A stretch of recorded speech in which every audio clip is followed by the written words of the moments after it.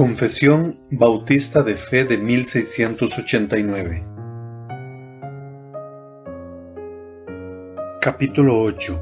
De Cristo el Mediador. Párrafo 1. Agradó a Dios, en su propósito eterno, escoger y ordenar al Señor Jesús, su Hijo unigénito, conforme al pacto hecho entre ambos, para que fuera el mediador entre Dios y el hombre, profeta, sacerdote y rey, cabeza y salvador de la Iglesia, el heredero de todas las cosas y juez del mundo, a quien dio desde toda la eternidad un pueblo para que fuera su simiente, y para que a su tiempo lo redimiera, llamara, justificara, santificara y glorificara. Párrafo 2.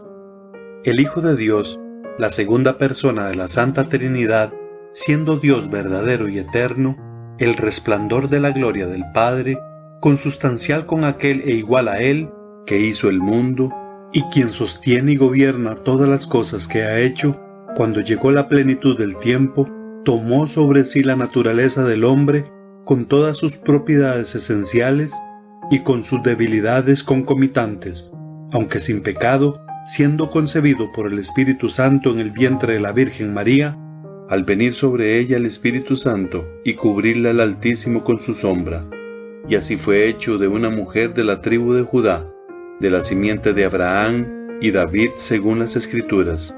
De manera que dos naturalezas completas, perfectas y distintas se unieron inseparablemente en una persona, pero sin conversión, composición o confusión alguna.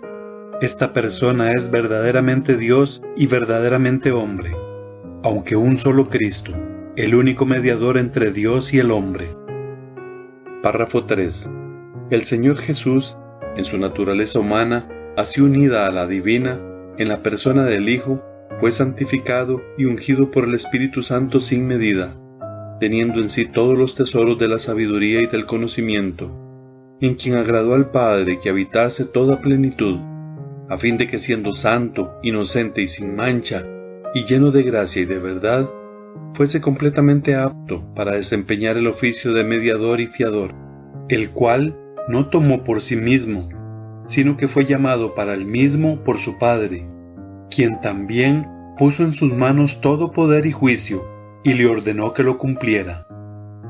Párrafo 4. El Señor Jesús asumió de muy buena voluntad este oficio, y para desempeñarlo nació bajo la ley, la cumplió perfectamente y sufrió el castigo que nos correspondía a nosotros, el cual deberíamos haber llevado y sufrido, siendo hecho pecado y maldición por nosotros, soportando las más terribles aflicciones en su alma y los más dolorosos sufrimientos en su cuerpo. Fue crucificado y murió, y permaneció en el estado de los muertos, aunque sin ver corrupción. Al tercer día, resucitó de entre los muertos con el mismo cuerpo en que sufrió, con el cual también ascendió al cielo, y allí está sentado a la diestra de su Padre intercediendo, y regresará para juzgar a los hombres y a los ángeles al final del mundo. Párrafo 5. El Señor Jesús, por su perfecta obediencia y el sacrificio de sí mismo que ofreció a Dios una sola vez a través del Espíritu Eterno, ha satisfecho plenamente la justicia de Dios, ha conseguido la reconciliación y ha comprado una herencia eterna en el reino de los cielos para todos aquellos que el Padre le ha dado. Párrafo 6. Aun cuando el precio de la redención no fue realmente pagado por Cristo hasta después de su encarnación, sin embargo la virtud, la eficacia y los beneficios de la misma fueron comunicados a los escogidos en todas las épocas desde el principio del mundo, en las promesas, tipos y sacrificios y por medio de los mismos, en los cuales fue revelado y señalado como la simiente que heriría la cabeza de la serpiente, y como el Cordero inmolado desde la fundación del mundo, siendo el mismo ayer, hoy y por los siglos. Párrafo 7. Cristo, en la obra de mediación, actúa conforme a ambas naturalezas, haciendo por medio de cada naturaleza lo que es propio de ella, aunque, por razón de la unidad de la persona, lo que es propio de una naturaleza algunas veces se le atribuye en las Escrituras a la persona denominada por la otra naturaleza. Párrafo 8. A todos aquellos para quienes Cristo ha obtenido redención eterna, cierta y eficazmente les aplica y comunica la misma, haciendo intercesión por ellos, uniéndoles a sí mismo por su Espíritu, revelándoles en la palabra y por medio de ella el misterio de la salvación, persuadiéndoles a creer y obedecer, gobernando sus corazones por su palabra y espíritu, y venciendo a todos sus enemigos por su omnipotente poder y sabiduría, de manera y en formas que más coincidan con su maravillosa e inescrutable dispensación, y todo por su gracia libre y absoluta, sin prever ninguna condición en ellos para granjearla. Párrafo 9. Este oficio de mediador entre Dios y el hombre es propio solo de Cristo, quien es el profeta, sacerdote y rey de la Iglesia de Dios, y no puede, ni parcial ni totalmente, ser transferido de él a ningún otro. Párrafo 10. Esta cantidad y orden de oficios son necesarios, pues, por nuestra ignorancia, tenemos necesidad de su oficio profético, y por nuestra separación de Dios y la imperfección del mejor de nuestros servicios, necesitamos su oficio sacerdotal para reconciliarnos con Dios y presentarnos aceptos para con Él, y por nuestra falta de disposición y total incapacidad para volver a Dios y para rescatarnos a nosotros mismos y protegernos de nuestros adversarios espirituales, necesitamos su oficio real para convencernos, subyugarnos, atraernos, sostenernos, librarnos y preservarnos para su reino celestial.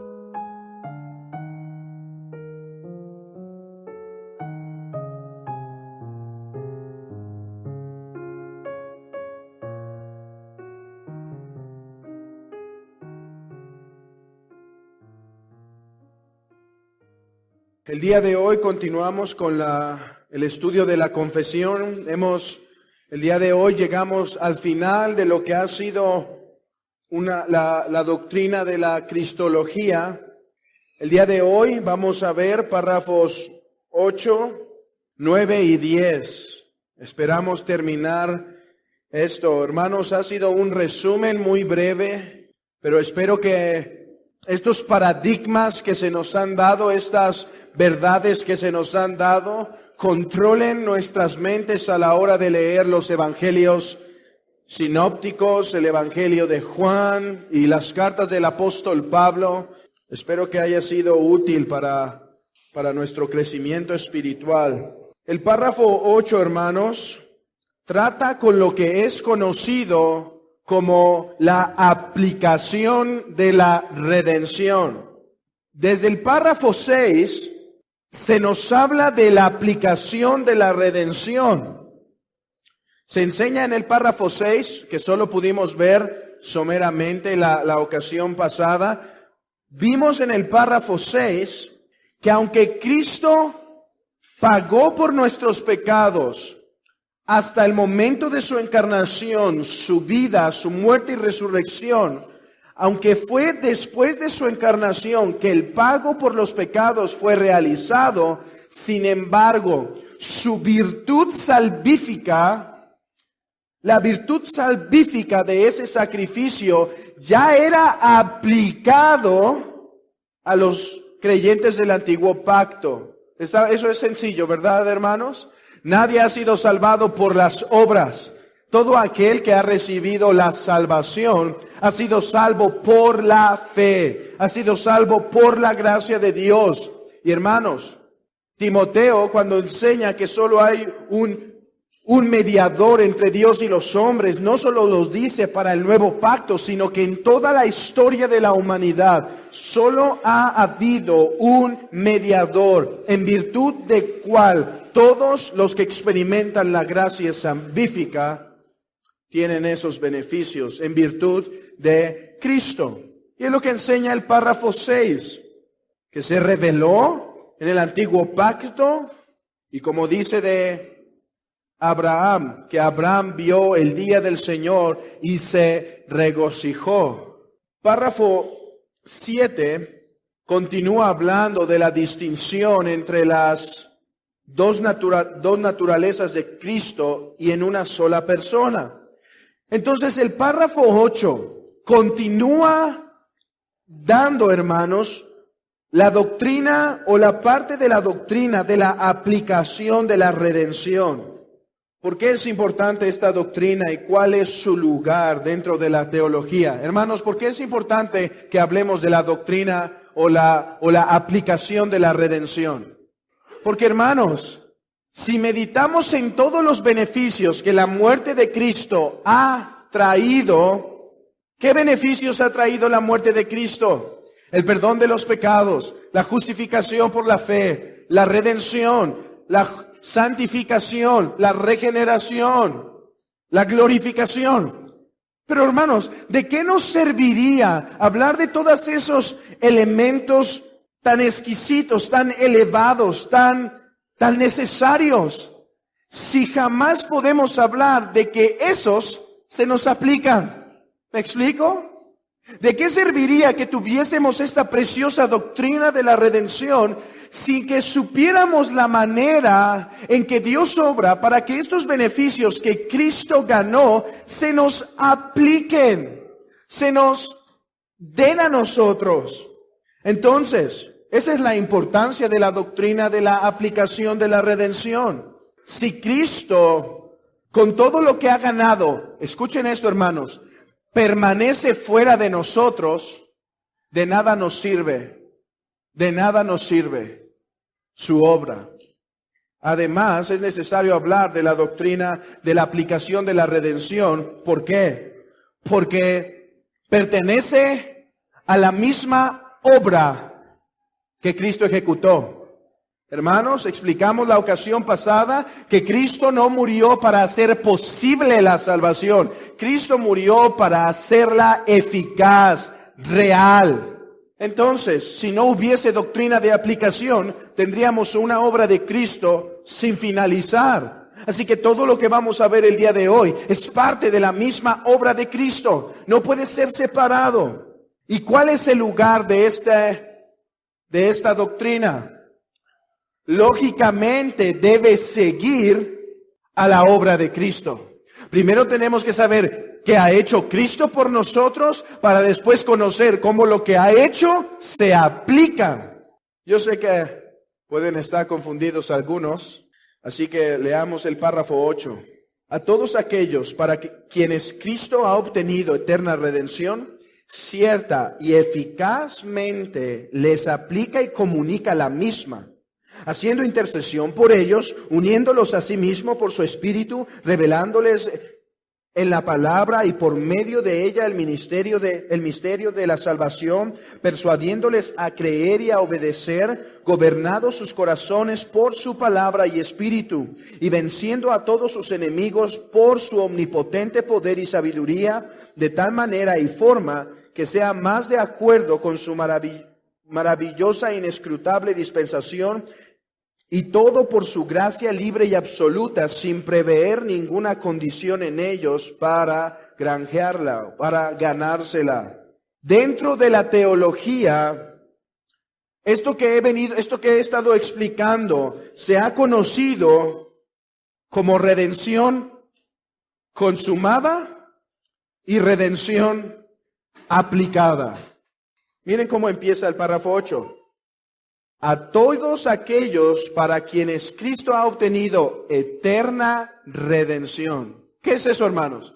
Eso es redención consumada. Cristo ya ha obtenido eterna redención por su pueblo. Hermanos, no hay nada más que añadirle a la obra de Cristo. Cristo pagó una sola vez y por todas en la cruz para nuestra redención. Cristo obedeció la ley por nosotros. Y esa obra está consumada y ya no le podemos añadir. Y añadirle a eso no es más que la herejía romana. Pero después dice, cierta y eficazmente les aplica y comunica la misma. ¿Qué es eso? Una es redención consumada y esto sería redención aplicada. Estos son los dos conceptos que debemos tener claros en nuestra mente, que hemos estado viendo desde el párrafo 4, 5, 6 y 7. Hemos estado viendo la obra de Cristo, porque en el párrafo 1 al 3 vimos la persona de Cristo. Párrafo 4 al 7, la obra de Cristo. Párrafo 8 al 10, la aplicación de la obra de Cristo. La aplicación. Hermanos, si la perfecta obra de Cristo no hubiese previsto el medio en que ésta se aplicaría para con su pueblo, no sería una obra perfecta. No sería una obra completa. Es por eso que estamos en contra de la doctrina que Cristo murió por todos cuando no murió por nadie. Murió por todo aquel que se quiera acercar a Cristo. No, Cristo murió particularmente por un pueblo, y a ese pueblo por el cual murió proveerá el medio para que esa salvación se les aplique, hermanos. ¿Sí? ¿Los tengo conmigo aquí? Sencillo. Redención consumada. Todo lo que tiene que ver con los hechos históricos de Cristo. ¿Cuáles son los hechos históricos, hermanos, de Cristo? Tiene que ver su nacimiento, su obediencia a la ley, su muerte, su crucifixión, su resurrección, su ascensión. ¿Y qué tiene que ver con la obra aplicada? Como todo esto que hizo por su pueblo se nos confiere a nosotros. ¿Cómo? Haciendo intercesión por ellos. Es lo primero que dice la confesión. Les aplica y comunica la misma haciendo intercesión por ellos, uniéndolos a sí mismo por su espíritu. Dijo Calvino una frase importante respecto a la unión con Cristo. La única razón por la cual nosotros seremos salvados es porque el Espíritu de Dios nos ha unido a Cristo. Estaba leyendo en la semana un libro y dice que Pablo nunca usa el término cristiano para los cristianos. Sí, en Hechos 17 se llama por primera vez cristianos a los cristianos, pero ¿saben? Pablo les dice, hermanos, recuerden su identidad. Recuerden su identidad. Ya no vivan para las cosas de este mundo. Recuerden su identidad. Pongan su mirada en las cosas de arriba. ¿Sabes cuál es el término que define la identidad del cristiano según el apóstol Pablo? No es tal cual como nosotros decimos, ¿y quién eres tú? Hermanos, si le hubiésemos preguntado a Pablo, ¿quién eres tú? ¿Qué diríamos nosotros? Bueno, yo soy un cristiano. Y es correcto, y sabemos lo que quiere decir. ¿Saben qué hubiera contestado el apóstol Pablo? Yo estoy en Cristo. ¿Quién eres tú? En Cristo Jesús estoy. Su personalidad, su ser, se define en base a lo que Cristo es. Por eso dice Gálatas 2:20, ya no vivo yo, mas vive Cristo en mí. Y lo que vivo ahora en la carne, lo vivo en la fe del Hijo de Dios, el cual me amó y se entregó a sí mismo por mí. Hermanos, todos los beneficios de la cruz, justificación, adopción, santificación, glorificación, primero tuvieron que ser hechos u otorgados a Cristo antes que nosotros los recibamos. No tengo el tiempo aquí para hablar del misterio de la unión con Cristo. Para ponerlo en otras palabras, ningún beneficio que el Padre te va a dar, escucha esto, hermano, ningún beneficio que el Padre te va a dar es uno que no haya pasado primero en Cristo. Es uno que primero Cristo no disfrute, haya recibido. ¿Sabes por qué vas a ser glorificado? Porque si estás en Cristo, Él fue glorificado y tú serás glorificado. ¿Sabes por qué eres justificado?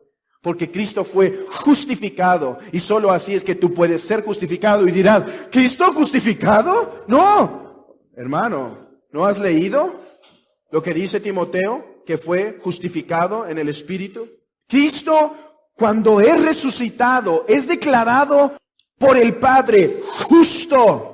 Uno que llevó la maldición de la ley, uno que obedeció, es justo, es declarado justo. Esa misma declaración que nosotros recibimos por estar unidos a Él. La adopción es algo que recibimos porque Cristo primero fue adoptado. Y tú dirás, ¿crees en el adopcionismo, la herejía de los primeros siglos? No, esperen. Yo no digo que Cristo no era hijo eternamente, pero escucha esto. Dice Romanos capítulo 1, versículo 4, que fue declarado hijo de Dios con poder por causa de su resurrección.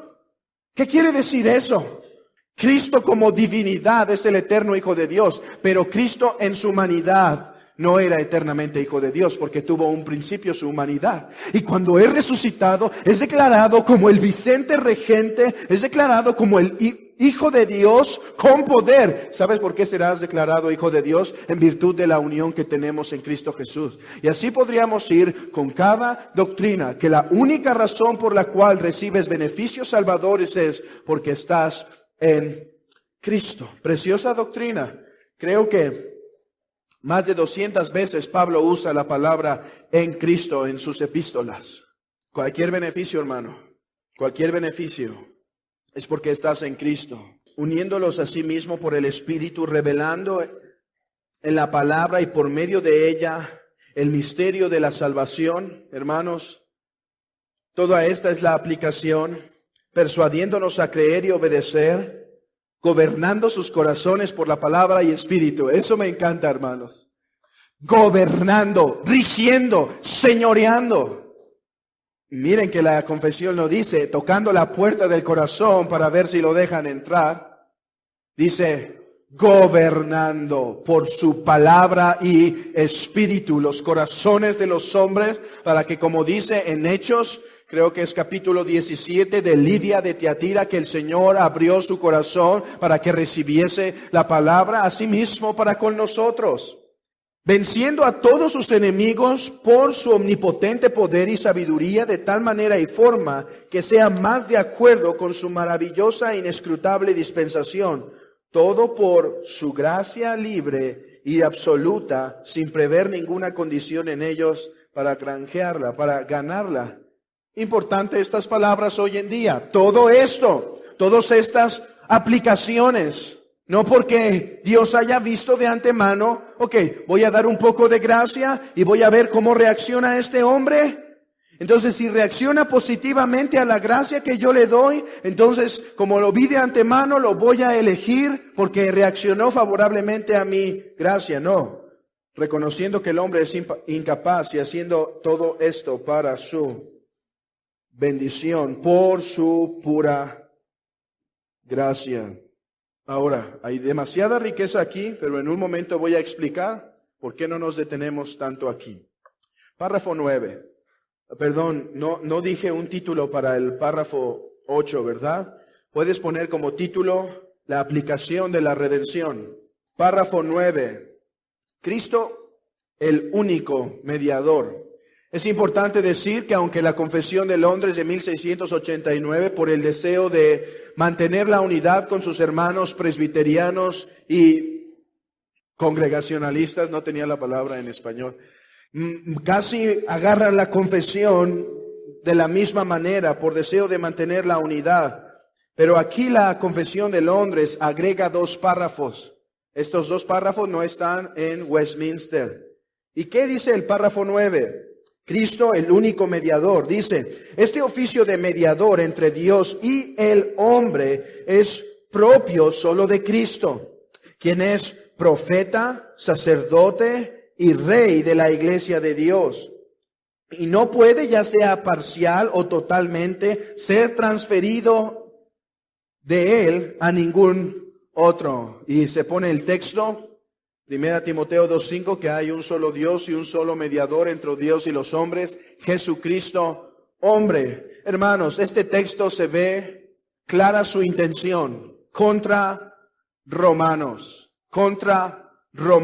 Este texto tiene el propósito de descartar cualquier enseñanza que dice que los santos pueden hacer intercesión por nosotros o que María es un tipo de intercesora. Cristo es el único que tiene este privilegio, este don, y no puede ser transferido a nadie. Es clara la enseñanza, ¿verdad, hermanos?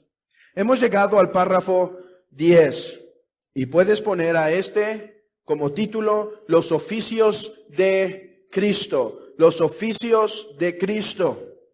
Dice así el párrafo 10.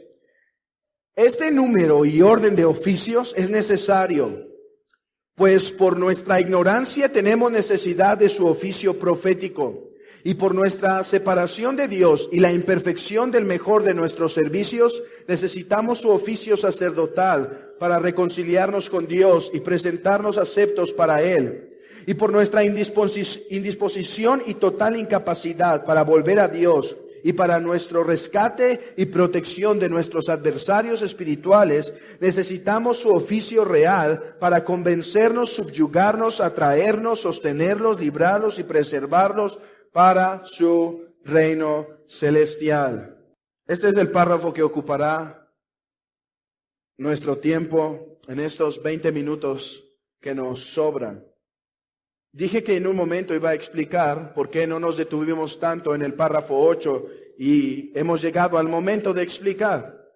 La razón, hermanos, es que lo que se describe en el párrafo 8 se vuelve a mencionar en el párrafo 10, agregando algo importante, que todas estas actividades pertenecen a un oficio en particular. Se habló, hace intercesión por ellos. ¿A qué pertenece eso? Al oficio sacerdotal. Habla la palabra o los atrae, uniéndolos por el Espíritu. Habla a los corazones por la palabra. ¿Qué es esto sino su oficio profético? Y después dice, venciendo a todos sus enemigos por su omnipotente poder y sabiduría. ¿Qué es esto sino su oficio real? Es por eso que no nos detuvimos tanto tiempo, porque aquí se vuelve a repetir. Y dos, no nos vamos a detener tanto, hermanos, en esto, porque después entramos a lo que es conocido como el llamamiento eficaz, la justificación, la adopción, la santificación, la fe salvadora, el arrepentimiento, y se vuelven a repetir estas doctrinas que veremos más a fondo. Los oficios de mediador. Dice en primer lugar, este número y orden de oficios es necesario. ¿De qué está hablando? Miren lo que dice párrafo 9. Dios y el hombre es propio solo de Cristo, quien es profeta, sacerdote y rey. De eso está hablando. Este número y orden de oficios, profeta, sacerdote y rey. El número es necesario y el orden es necesario. Ahora, cuando consideramos la obra de mediación, la obra de mediador de Jesucristo, debemos pensar en tres aspectos de su obra de mediador. En primer lugar, profeta, sacerdote y rey. Pero es importante algo, hermanos. Estos no son tres oficios o tres mediaciones separadas. Esta es la totalidad de la mediación. De tal manera que son distinguidos tres oficios, pero no pueden ser separados. ¿Me explico? Distinguimos dentro del oficio de mediador tres subcategorías, tres oficios que entran dentro del gran oficio de mediador. Vamos a explicarlo de otra manera. En el Antiguo Testamento tenemos ejecutados estos oficios, ¿no es verdad? Tenemos a Moisés desarrollando un oficio profético. Tenemos a Aarón desarrollando un oficio sacerdotal. Tenemos a David desarrollando un oficio real. Y diferentes oficios a través de diferentes hombres practicando estos oficios a través del Antiguo Testamento. Sin embargo, en ninguno de ellos vemos la totalidad de esto. O los tres juntos. Hermanos, es por eso que necesitábamos a Cristo como mediador. Es por eso que los sacerdotes no eran suficientes. Es por eso que Moisés habla de un futuro profeta. Es por eso que en la administración levítica se nos habla de un futuro sacerdocio según el orden de Melquisedec. Así que Cristo tiene que fungir para ser un verdadero mediador. Estos tres oficios. No solo era necesario que Cristo cumpliera estos tres oficios por causa de que en el Antiguo Testamento nadie los desempeña en su mayor expresión. ¿Sabes por qué también era necesario? Y aquí necesito su atención para poder explicar este argumento. Porque Cristo es el segundo Adán. Si Cristo es el segundo Adán, es necesario que en Cristo se vean estos tres oficios: profeta, sacerdote y rey. ¿Por qué? Porque Adán fue puesto en el jardín del Edén para desarrollar estos tres oficios. Él falló como profeta, como sacerdote y como rey. Adán, como profeta, debía someter la tentación de la serpiente a través de la palabra de Dios, declarando la palabra de Dios, sometiendo a su esposa, sometiendo a su reinado, todo bajo la voluntad del Señor, todo lo bajo la voluntad de Dios. Como Cristo lo hizo cuando viene la serpiente y dice, escrito está, como un verdadero profeta que se levanta en el nombre de Dios para decir las palabras de Dios. Así debía ser Adán. Adán debía desarrollar el oficio profético, hablando las palabras de Dios. Pero no solo eso, Adán debía desarrollar un oficio sacerdotal. Y tú dices, pero ¿cómo si no había necesidad de sacrificios? Es cierto, pero había necesidad de un guardián del templo. Un guardián del templo. Y dirás, ¿y dónde estaba el templo? El jardín era el templo de Dios. Es por eso que después en el tabernáculo, se pinta el tabernáculo, se construye con imágenes de árboles, de almendros, diferentes cosas, para representar el primer templo, que era el jardín del Edén. Y por eso en la Nueva Jerusalén hay árboles, hay ríos, hay diferentes frutos, porque se vuelve a representar el jardín del Edén. Adán debía, como un sacerdote, sacar lo inmundo del jardín de Dios, sacarlo lo inmundo, rechazando a la serpiente, como lo hacían después los sacerdotes, quitando lo inmundo del tabernáculo. Así debía ser Adán. Pero Adán falló y permitió que lo inmundo entrara al jardín y que se corrompiera. Y Adán debía actuar como un rey. ¿Cómo como un rey? No como una autoridad propia, porque ese fue su pecado, actuar como una autoridad propia, sino como un rey puesto por un mayor rey. ¿Han escuchado que se ha dicho en algunos sermones, Vicente regente, un vicerregente? Eso quiere decir uno que es puesto para gobernar en lugar de otro. Eso era Adán. Adán debía, hermanos, vean esto. Adán debía expandir el jardín del Edén mundialmente para hacer un santuario mundial, un templo mundial. Que se dice en la Nueva Jerusalén, que toda la gloria de Dios llena la ciudad. Eso, lo que Adán no puede hacer, es lo que puede hacer Cristo. Así que, hermanos, vuelvo al argumento. Cristo no solo debía desempeñar estos tres oficios, porque en el Antiguo Testamento estos tres oficios nunca fueron plenamente desarrollados, sino que debía desarrollar estos tres oficios por causa de que era el segundo Adán. Y como el segundo Adán, debía ser profeta, sacerdote y rey. Y además es necesario, porque se encuentra muy relacionado con las debilidades del pueblo. Es profeta, sacerdote y rey por las debilidades del pueblo. El pueblo es ignorante del Dios verdadero. Necesita un profeta de Dios. El pueblo está enemistado con el único Dios verdadero. Necesita un sacerdote que haga intercesión y oblación por él. El pueblo es rebelde a este Dios, a este único Dios. Necesita, por lo tanto, un rey que los someta, que los subyugue. Es por eso que en Cristo tenemos nuestro verdadero mediador, nuestro único mediador. Hermanos, nuestro completo mediador. De tal manera que ya no tenemos necesidad de otras mediaciones parciales, porque la plena ha llegado.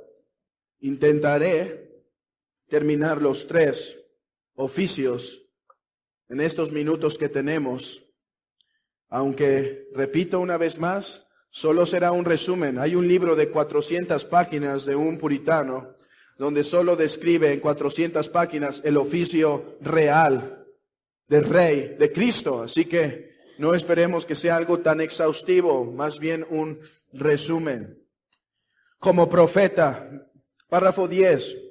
Este número y orden de oficios es necesario, pues por nuestra ignorancia tenemos necesidad de su oficio profético.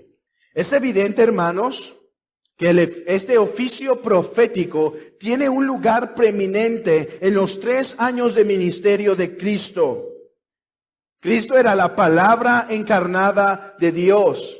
Esto es algo importante. El solo despliegue del carácter de Cristo era proclamación profética de quién es Dios.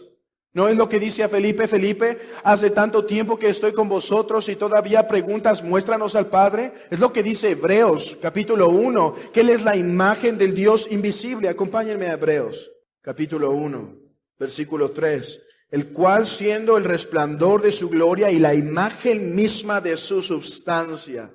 Hermanos, de ningún profeta en el Antiguo Testamento se podía decir eso. Es verdad.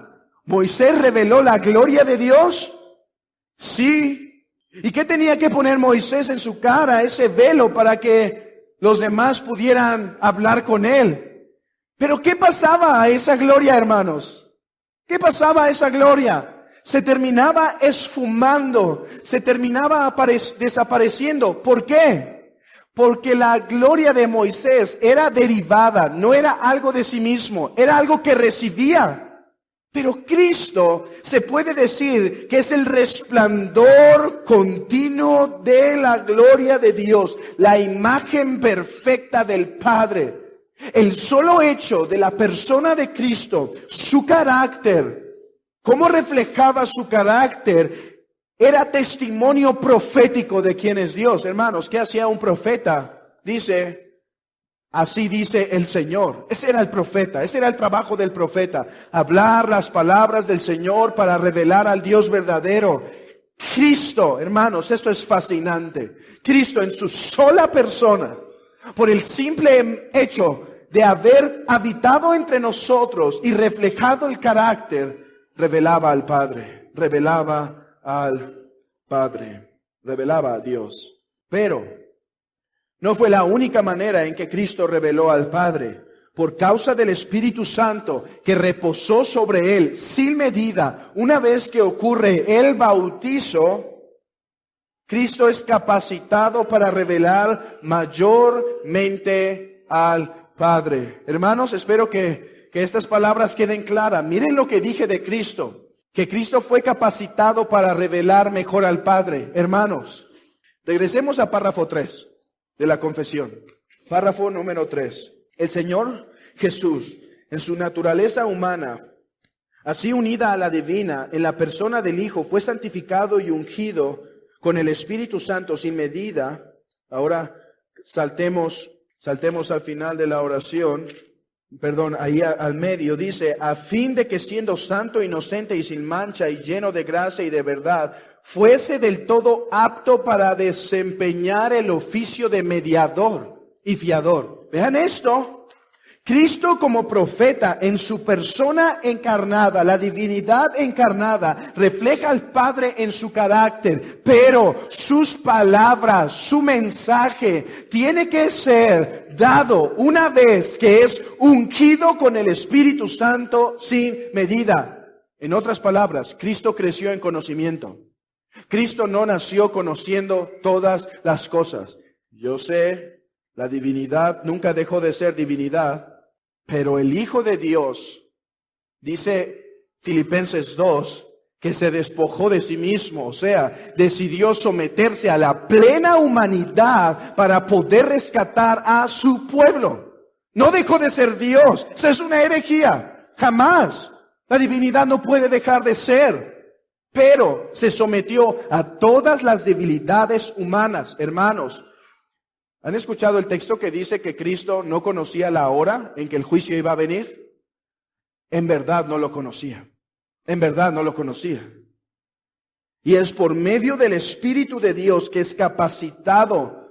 De hecho, si ustedes van, no tenemos el tiempo, pero si ustedes van a Isaías, cuando se habla de que sería ungido con el Espíritu sin medida, ¿sabes qué dice? Y hablarás buenas nuevas al pueblo. Las buenas nuevas que Cristo habla es en virtud de que el Espíritu Santo lo unge sin medida. Miren, vamos a ver estas dos verdades. En primer lugar, vamos a Juan. Juan, capítulo 1, versículo 18. A Dios nadie le vio jamás, el unigénito Hijo que está en el seno del Padre, Él le ha dado a conocer. Esto es en cuanto a su encarnación. La persona de Cristo da a conocer al Padre. Ahora vayan conmigo a Mateo 13:35. Si no pueden ir, lo pueden apuntar. Mateo 13:35. Para que se cumpliese lo dicho por el profeta, cuando dijo, abriré en parábolas mi boca, declararé cosas escondidas desde la fundación del mundo. Esta es una profecía de Isaías que el Mesías hablaría en parábolas como cumplimiento, hermanos. Pero vean esto, el aspecto profético, el servicio profético de Cristo tiene su mayor esplendor en los 3 años de ministerio. Esto es su oficio profético en su estado de humillación. ¿Estamos conscientes, hermanos? En su estado de humillación. Pero no es el único estado en que Cristo existió o existe.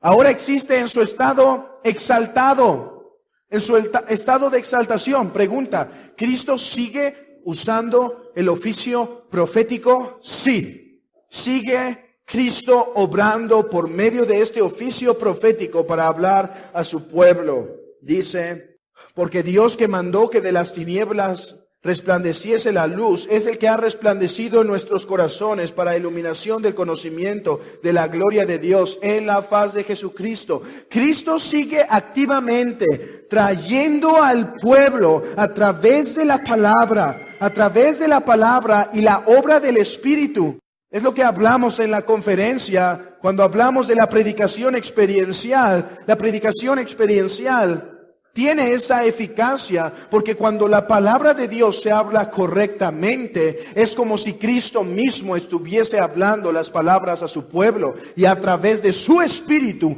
alimenta como si Él siguiese hablando. Él edificaría su iglesia y Él sigue siendo quien edifica su iglesia. De eso se trata Apocalipsis. Hermanos, Apocalipsis es el ejemplo perfecto que Cristo sigue ejecutando su oficio profético. ¿Qué es Apocalipsis? Dice Apocalipsis 1:1 que es la revelación de Jesucristo, que el Padre le dio para que lo diese a su siervo Juan y lo dijese a todas las iglesias. Así que en su estado exaltado seguía hablando las palabras a su pueblo. Ahora, en su bautizo recibió el Espíritu sin medida, de tal manera que los tesoros de la sabiduría se encuentran escondidos en Cristo. Pero ¿sabes algo, hermano? Si esto era verdad en su humanidad, en su estado de humillación, aquí en la tierra, una vez bautizado, esto ha llegado a su plenitud una vez en su estado exaltado. Fuera de Cristo no hay tesoro ni sabiduría. Cristo sigue siendo el único agente capacitado para revelar. Ve esto. Todos los profetas en el Antiguo Testamento revelaron algo del Padre, pero ¿sabes quién se lo reveló primero? Tenía que ser Cristo. Todo conocimiento que tenemos del Padre es mediado por Cristo. Pero Cristo en su estado exaltado nos revela al Padre directamente. Nos revela al Padre y en Él se encuentra todo tesoro de la sabiduría. Es por eso que dice el apóstol Pablo, ¿dónde está el escriba? ¿Dónde está el sabio de este mundo? Si en Cristo están todos los tesoros de la sabiduría. La iglesia es siendo edificada porque Cristo está exaltado a la diestra del Padre. Hermanos, de eso se trata Apocalipsis. Oficio sacerdotal. Y por nuestra separación de Dios y la imperfección del mejor de nuestros servicios, necesitamos su oficio sacerdotal para reconciliarnos con Dios y presentarnos acepto para con Él. Comúnmente el oficio sacerdotal de Cristo se divide en 2 partes. Oblación, o sea, sacrificio, obra sacrificial. 2, intercesión. ¿Qué quiere decir con la oblación o sacrificio? Que el sacerdote, hermanos, era uno que presentaba expiación, uno que hacía obra de expiación para que la ira del Padre fuese apaciguada. Cristo, no tienen que acompañarme, pero voy a leer lo que hacía el sacerdote en el antiguo pacto. Pero en la segunda parte, hablando del lugar santísimo, solo el sumo sacerdote una vez al año, no sin sangre, la cual ofrece por sí mismo y por los pecados de la ignorancia del pueblo. Eso es parte del oficio sacerdotal, hermanos. El oficio sacerdotal era sacrificar, pero no es lo único que hace un sacerdote. Un sacerdote intercede. ¿Y dónde tenemos esto mejor explicado que en Juan capítulo 17? Cuando el Padre ora, de hecho es llamada así esa oración, ¿no? La oración sacerdotal de Cristo. El Hijo orando al Padre para que estos que han sido dados sean guardados. Hermanos, para ponerlos en términos más fácil, o para tratar de explicar esto, ¿qué tiene que ver con tu vida? ¿Sabes por qué te mantienes en pie en la fe? Porque Cristo sigue intercediendo al Padre por nosotros. ¿Sabes por qué no caerás de la fe, hermanos, si en verdad estás en la fe? Porque Cristo está sentado a la diestra del Padre y vive para interceder por nosotros. ¿Sabes cuál es la diferencia de Judas y Pedro? Mira, Judas falló una vez, Pedro 3. Pero aquí están las palabras que consuela a todo cristiano. Y espero que consuele, porque aunque fueron dirigidas a Pedro, en realidad simbolizan lo que Cristo hace por su pueblo. Pedro, Satanás te ha pedido para zarandearte, pero yo he rogado que tu fe no falte. Hermanos, la única razón por la que nos mantenemos en pie es porque Cristo es olor fragante, oblación fragante, aroma aceptable al Padre, de tal manera que está satisfecho. Y la intercesión que el Hijo hace al Padre, porque nosotros seamos guardados, es siempre contestada. Como dice Hebreos, que sus oraciones fueron contestadas. Bendito el Dios y Padre de nuestro Señor Jesucristo, que nos bendijo según su grande misericordia, nos hizo renacer para una esperanza viva por la resurrección de Jesucristo de los muertos, para una herencia incorruptible, incontaminada e inmarcesible, reservada en los cielos para nosotros. Tú dirás, el texto está diciendo que hay una herencia reservada en el cielo, pero no dice que nosotros estamos reservados. Espérame que no acabé de leer todo el texto. Reservada en los cielos para vosotros. Escucha esto, hermano. Que sois guardados por el poder de Dios mediante la fe para alcanzar la salvación que está preparada para ser manifestada en el tiempo postrero. ¿Sabes que mi confianza no está y tu confianza no debes estar, que por causa de tu desempeño llegaremos al final? ¿Sabes que nuestra confianza debe estar en que Cristo está a la diestra del Padre, olor fragante, intercesión contestada, y que por lo tanto estamos reservados para esa herencia? Hermano, es tu única esperanza. La única esperanza, porque sé que mañana, si el Señor me da la gracia, no me apartará de la fe, es por causa de la intercesión de Cristo, que vive para interceder por nosotros. Mira lo que dice un puritano, Thomas Goodwin. Nosotros debemos nuestra permanencia en la gracia cada momento a sustentarse en los cielos e intercesión de cada momento. ¿Puedes saborear esto, hermano? Mira esto. Nosotros debemos nuestra permanencia en la gracia al sentarse de Cristo, o sea, a que Cristo está sentado en los cielos e intercediendo por nosotros a cada momento. Y tú dirás, ¿cómo intercede? Con su sola presencia intercede al Padre y no hay nada que falte. Ahora, este fue en su estado de humillación. Él hizo oblación por nosotros y en segundo lugar intercedió con oraciones. Hermanos, en los cielos, Cristo ya no es sacrificado ni una vez más.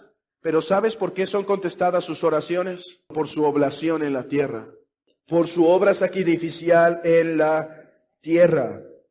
En otras palabras, si Cristo no estuviese a la diestra del Padre para interceder por nosotros, no tendría nuestra fe. No podríamos ser ni justificados ni ninguna otra gracia que fluye de Cristo. Rey, oficio real. Y por nuestra indisposición, párrafo 10, y por nuestra indisposición y total incapacidad para volver a Dios y para nuestro rescate y protección de nuestros adversarios espirituales, necesitamos su oficio real para convencernos, subyugarnos, atraernos, sostenernos, librarnos y preservarlos para su reino celestial. ¿Cuándo comienza el oficio real de Cristo? La mayoría de nosotros tendería a pensar que una vez que asciende. Pero así como hemos visto, pensaríamos del oficio profético que era más en la tierra y ahora en los cielos no. Pensaríamos del oficio sacerdotal que era más en la tierra y ahora en los cielos no. Pero así como esos dos oficios se desarrollan en su estado de humillación y exaltación, así también el oficio real de Cristo se inauguró en la tierra en su humillación. Cristo comienza su ministerio diciendo: el reino de los cielos se ha acercado. Esa es parte de su oficio, sí, es profético en parte, pero la razón por la cual el reino se inauguró es porque el rey llegó. Es porque el Señor de todas las cosas llegó. De hecho, hermanos, piensa de la siguiente manera: ¿qué se profetiza a Eva, a Adán y Eva? ¿Qué se les anuncia? Que la simiente de la mujer destruiría la simiente de la serpiente. Nota eso. La simiente de Eva tiene connotaciones de la promesa de Abraham, de la promesa davídica, o sea, esas palabras son de conquista, por lo tanto tienen que ver con el oficio real. Es conquista, es oficio real. Pero ¿cómo iba a aplastar la cabeza de la serpiente? Con una mordida en el calcañar. Así que el oficio real de Cristo comienza y se inaugura en su humillación. De eso tratan las parábolas de Mateo 13. El misterio del reino, el reino de los cielos es semejante, y empieza a explicar. Eso fue lo que no pudo entrar en la mente de los judíos. Que como que el rey inaugura el reinado con sufrimiento. No, el rey inaugura el reinado con devastamiento, con aplastar. Pero Cristo dice: he aquí el rey inaugurando su reino a través de sufrimientos. Hermanos, Cristo inaugura, o Cristo actúa en su oficio real en la misma cruz del Calvario. He ahí una de las más grandes demostraciones de su reinado, soberanía y poder. ¿Por qué? Porque dice Colosenses, dice Efesios, que en la cruz despojó a todas las huestes celestiales. En la cruz el diablo fue vencido. Su oficio real, siendo el Señor de todas las cosas. Y ascendiendo y siendo resucitado, tiene autoridad para decir a su iglesia: id por todo el mundo y predicar el evangelio. Y dice: y aquí yo estoy con vosotros todos los días hasta el fin del mundo. Hermanos, Cristo sigue actuando en su oficio real, subyugando, no por la espada, no por política, sino sigue subyugando a todos sus enemigos. Nosotros, habiendo sido sus enemigos, nos subyuga a través de la palabra y espíritu. Mira lo que dice el párrafo 8. Revelándoles en la palabra y por medio de ella el misterio de salvación, persuadiéndoles a creer y obedecer, gobernando sus corazones por la palabra. El oficio real de Cristo. De hecho, hermanos, el Salmo 110, que habla del oficio real de Cristo, es el más citado en el Nuevo Testamento por los apóstoles. Jehová dijo a mi Señor: siéntate a mi diestra hasta que ponga tus enemigos por estrado de tus pies. Estos son los tres oficios mediatorios de Cristo: profeta, sacerdote y rey, sin los cuales el oficio de mediador no sería completo. Entonces, vemos estos tres oficios, hermanos, como tres partes, pero de un todo. de un mismo oficio, de un mismo mediador.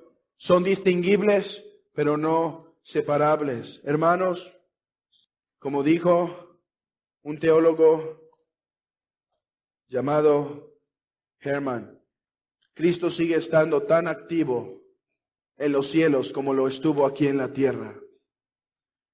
Cristo sigue obrando para someter a todos sus enemigos bajo sus pies. Todas las naciones vendrán a ser de nuestro Señor Jesucristo. Todo será hecho para Él. Y tú dirás, oye, pero han hablado de que Cristo en el cielo tuvo una cesación. Sí, pero cesación de sacerdocio en cuanto a su oblación sacrificial, pero no en cuanto a su obra de aplicación para el pueblo de Dios. Considera esto y meditemos en esto. La única razón por la que permanecerás en la gracia es porque Él está a la diestra del Padre, siendo profeta, sacerdote y rey, para interceder por nosotros, comunicar a nosotros el único Dios verdadero y someter nuestros enemigos y sus enemigos al estrado de sus pies por su palabra y espíritu.